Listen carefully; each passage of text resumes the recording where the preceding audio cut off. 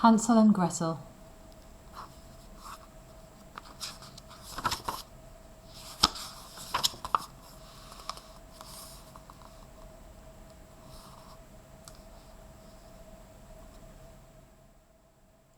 Once upon a time, there were two children, a boy called Hansel and his sister Gretel. They lived with their father and stepmother in a little cottage at the edge of a forest. Their father was a woodcutter, and he was very poor. Once he had so little money that he could not even give his family enough to eat. This made him very unhappy. "How can we feed the children?" he asked his wife one night. "We have just enough for 2, but not for 4.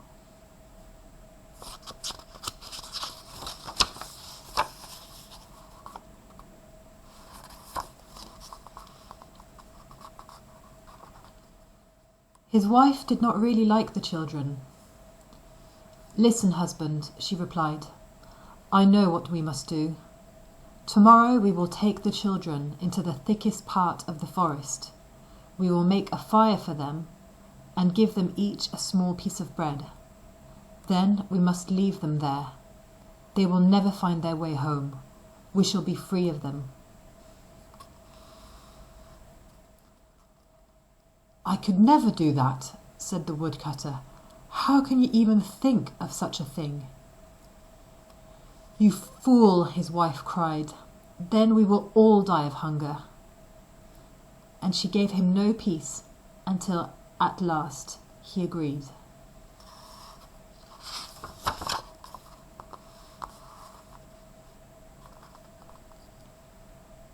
Too hungry to sleep, Hansel and Gretel overheard what was said.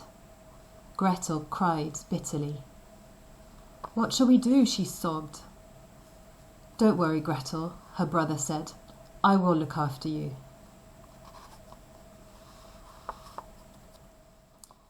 Once his parents were asleep, he crept quietly outside. White pebbles lay around like silver coins in the moonlight. He filled his pockets with them and went back to his bed.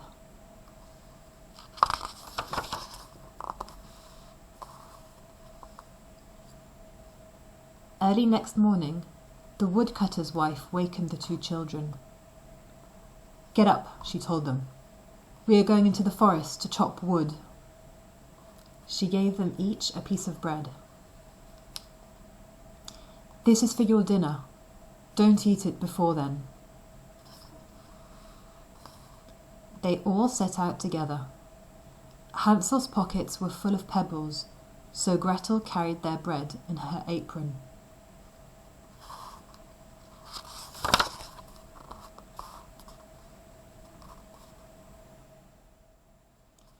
They had gone a little way when Hansel stopped and looked back towards the house.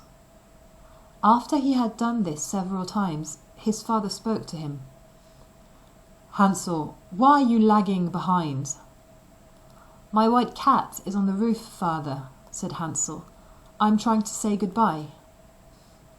"That isn't a cat, you silly boy," scolded his stepmother. "It's the sun shining on the white chimney." But Hansel wasn't really looking at the cat. Each time he stopped, he dropped a pebble from his pocket onto the path.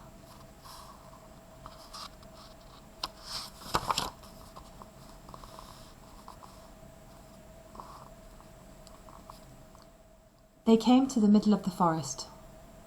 The woodcutter told his children to gather sticks. "I will make a fire," he said. "Then you won't be cold." Soon a fire was burning brightly. "Rest here," their stepmother said. "We are going to chop wood. We will come for you when we are ready." Hansel and Gretel sat by the fire. At noon they ate their bread. They could hear the sound of an axe and thought their father was near. But he wasn't. What they heard was only a branch knocking against a tree trunk in the wind.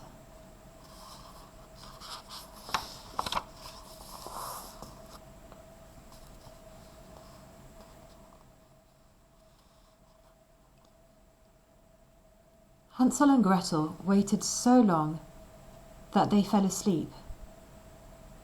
When they woke, it was dark. "What shall we do?" Gretel was frightened. Hansel comforted her. "Wait until the moon comes up," he said. "Then we will find our way home." At last the moon rose in the sky. Hansel took his sister's hand and followed the pebbles he had left on the path. They shone like silver coins in the moonlight and showed the children the way home.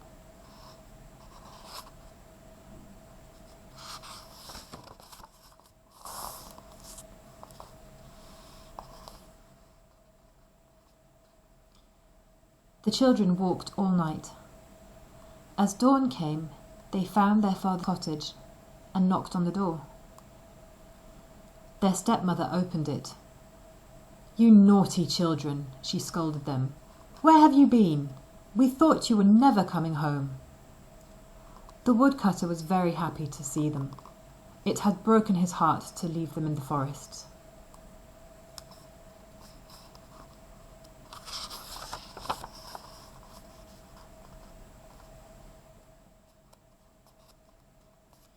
Before long, the family had very little food again. One night, the children heard their stepmother talking to their father. "We have half a loaf left," she told him. "Once that is gone, we will have nothing. We must take the children deeper into the forest. This time, they must not find their way home. It is the only escape for us." The woodcutter's heart was heavy. He would rather have shared his last crust with his children, but his wife would not listen to this pleading, and again he had to agree.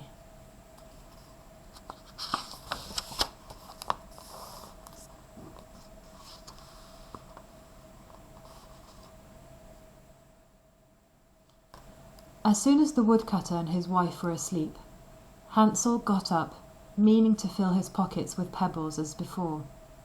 But his stepmother had locked the door. He couldn't get out. Sadly, he went back to bed. "Don't cry, Gretel," he said bravely. "All will be well, you'll see."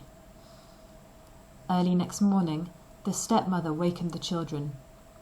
Before they left for the forest, she gave them each a very small piece of bread.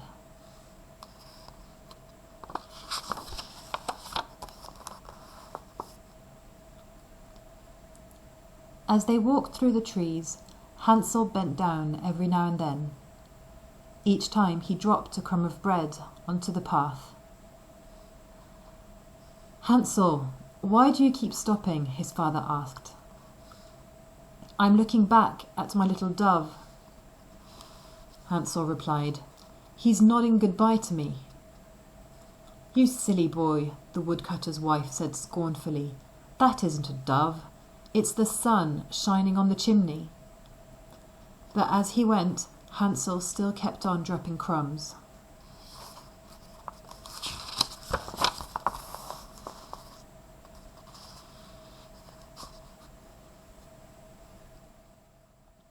The woodcutter's wife led the children to a part of the forest they didn't know.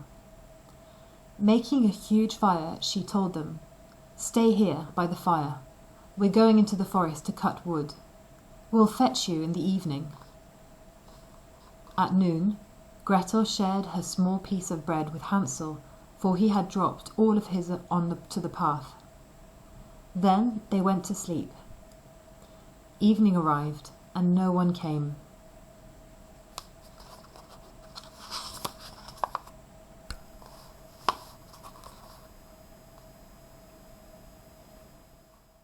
"Don't be afraid, Gretel," Hansel told his sister as it grew dark.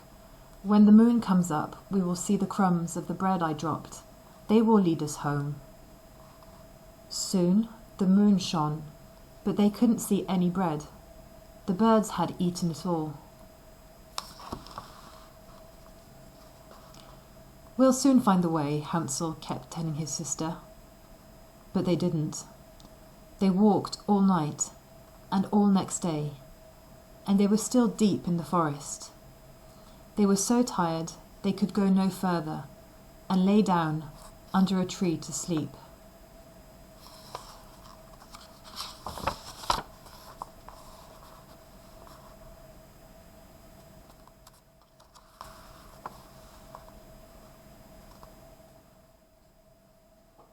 Next morning the children walked on. They were very hungry. By midday, Hansel felt they must get help soon, or they would die of hunger. Just then, a beautiful white bird perched on a nearby branch. It sang so sweetly that they followed it as it flew through the trees. The bird led them straight to a little cottage. "Look, Hansel," cried Gretel. "The cottage is made of bread and cakes, and the windows are made of sugar."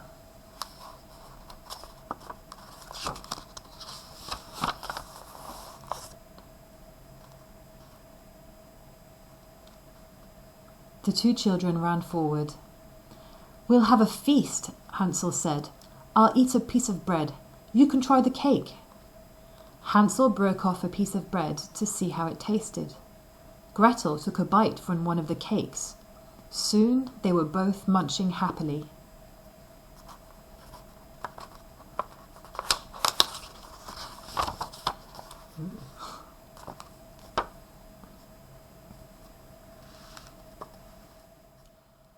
Just then the door opened. Out came an old woman, walking on crutches. Hansel and Gretel were so frightened they dropped what they were eating. But the old woman smiled at them. "Come in, children. Stay with me, and you will come to no harm." Taking them by the hand, she led them inside the little cottage. A meal of pancakes, milk, and fruit lay ready on the table. In the back room were two little beds. After they had eaten, the children lay down, happy to be safe at last.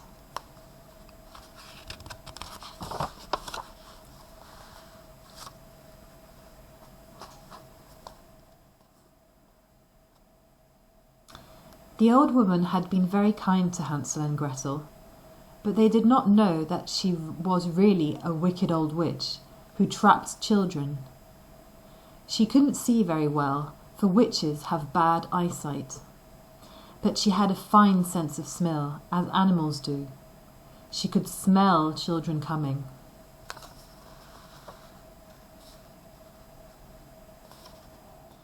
The house of bread and cakes had been built to tempt children in. Once inside, the witch cooked them and ate them.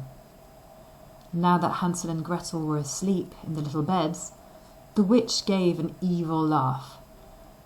"These two shall not escape," she cackled.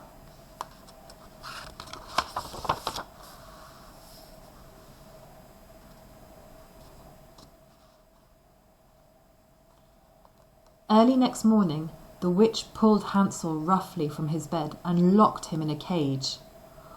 Although he screamed, there was no one to help him. Gretel came next. The witch shook her awake. "Get up, you lazy girl," screeched the witch. "Cook something good for your brother. He will stay in that cage until he is fat enough for me to eat." The little girl began to cry, but the wicked witch only laughed at her tears. Gretel had to do what she was told. Day after day passed. As the witch had hidden the key, Hansel had to stay in the cage. Gretel was soon tired out, for the witch made her clean and scrub and cook huge meals for poor Hansel.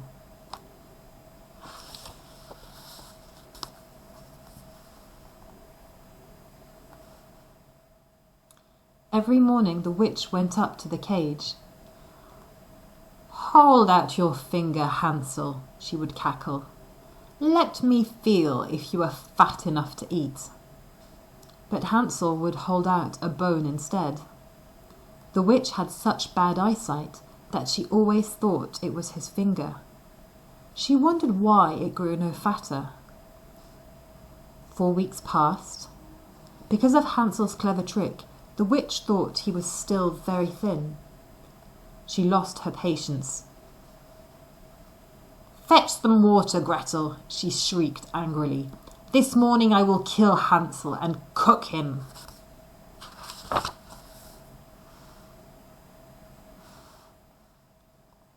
The tears ran down Gretel's face, but the old witch made her fetch the water and make a fire. "First of all, we'll bake," the old witch said with a sly look at Gretel. "I have already made the dough and heated the oven." She pushed the little girl up to the oven door. Flames were burning fiercely around it. "Go on," she said. "See if it's hot enough. Then we'll put the bread in." But she really planned to put Gretel in the oven to bake. Then she would eat the little girl as well as Hansel.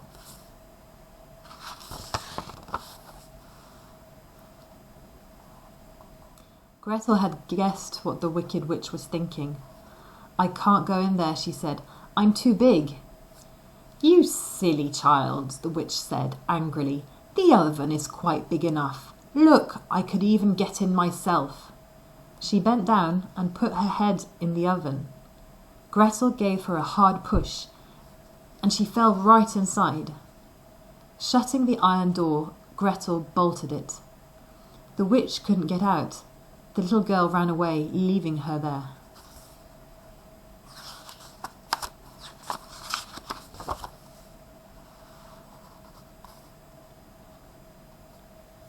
Gretel ran to Hansel's cage. "The witch is dead," she cried. "We're safe. Now I must get you out of that cage." Gretel couldn't find the key, so she broke the lock with a poker from the witch's own fireplace. The door swung open. Hansel sprang out like a bird from a cage. They hugged one another over and over again. Now they had nothing to fear, and when they looked over the witch's house, they found caskets of pearls and precious stones. "These are better than pebbles," said Hansel. He put as many into his pockets as they would hold. Gretel filled her apron.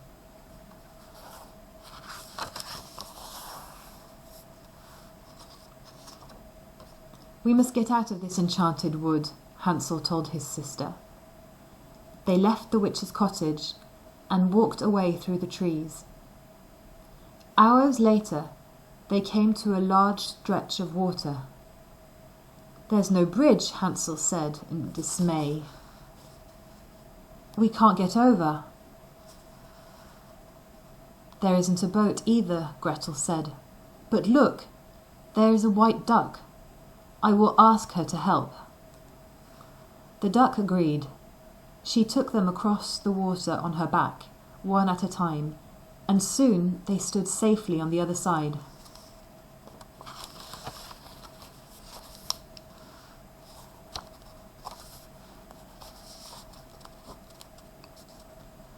Hansel and Gretel had gone just a little way when they came to a part of the forest they knew.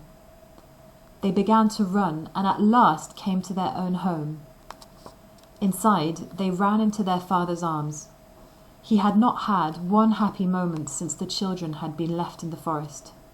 He was alone now, for their stepmother was dead. "I'm so glad you've come home," he said. Gretel shook out her apron, and pearls and diamonds rolled all over the floor.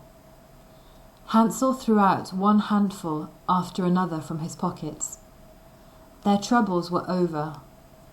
From then on, the woodcutter and his children all lived happily together.